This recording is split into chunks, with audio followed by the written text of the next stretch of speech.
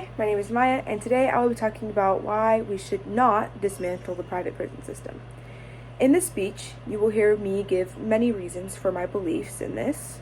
I will also be addressing this idea that private and public prisons are different from one another, with public prisons being the better of the two.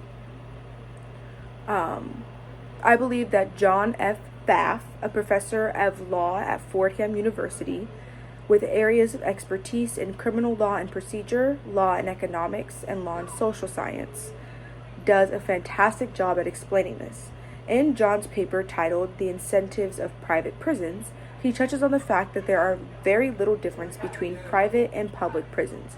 He even goes so far as to say, quote, "The more important misperception, and the one that motivates this piece, is that the distinctions many draw between public and private prisons are ephemeral." I don't know if I'm saying that right. If not, non-existent. End quote. He then goes on to give examples that back up this claim, and that directly clash with Angelo's point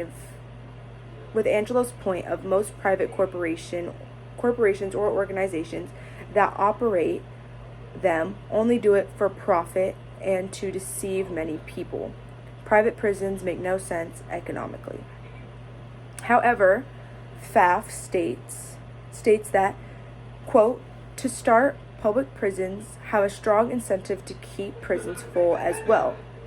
They may not profit as explicitly as private facilities do, but as we will quickly see, those who work in prisons and legislators who have prisoners in their districts do profit from confining more and more people, both financially, unlike private firms, and unlike private firms, politically." End quote.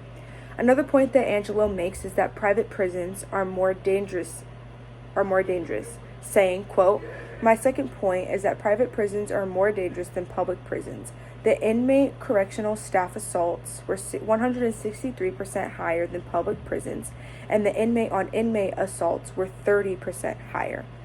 End quote. However, John feels differently, stating that, quote, "Department of Justice, for example, received significant attention when it reported that federal private prisons had higher rates of violence and other shortcomings." 28. Yet, that is not the only study comparing public and private outcomes. Although there are fairly few studies, a surprising result given how much attention the public-private issue has received. Collectively, the studies fail to paint any sort of clear picture. The results are muddy and seem to suggest, more than anything else, there is little clear difference between the two types of prisons. 29. There are terribly run public prisons and better managed private ones, and vice versa. Hopefully by now, this should not necessarily be surprising. If they face roughly similar incentives, we should expect roughly similar outcomes. End quote.